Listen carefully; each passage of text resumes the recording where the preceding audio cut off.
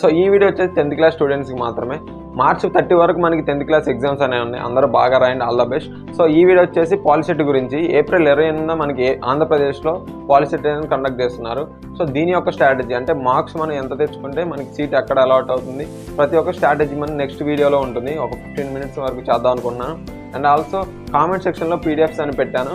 So అది ఆ PDF link పెట్టాను. ఆ లింక్ క్లిక్ చేస్తే మీకు ప్రతి ఒక్క పీడిఎఫ్ వస్తుంది.